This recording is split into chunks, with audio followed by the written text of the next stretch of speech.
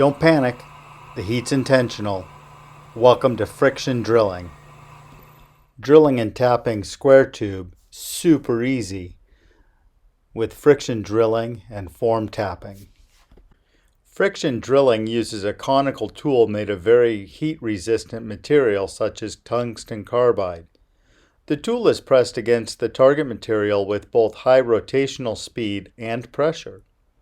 This produces a concentration of high heat which softens the metal, causing it to become plastic. The tool then sinks through the material, forming a hole. Lubricants help prevent the work from adhering to the tool. Unlike drilling, material that is flowed is not lost, but it forms a sleeve around the hole. The length of the sleeve is up to 3 times the original thickness of the material. The sleeve length allows additional threads to be formed, eliminating the need for weld nuts, rivet nuts, and etc. My friction drill is manufactured by a company called Flowdrill, and they have a whole host of different sizes and form taps for almost every size hole, imperial or metric that you would like to do.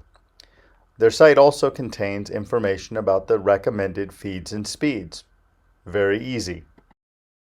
The stand being built will house a couple of single-stage regenerative blowers or vacuum pumps that will be for the CNC router in the wood shop.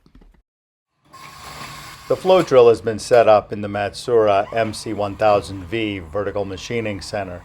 It's programmed as a standard drill, 1800 RPM, at about 5 inches per minute, or 120 millimeters per minute. You simply give it a depth and let it go. Standard G81 programming.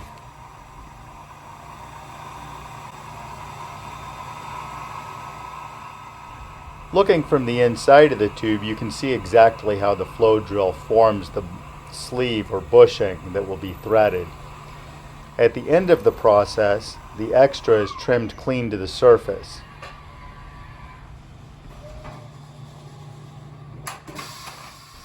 Switching out for a 3/8 16 form tap, the holes are then threaded or formed through plastic deformation. Thread forming produces very strong threads without any chips. Great for blind holes or in cases like this where we're trying to save as much material and strength as possible.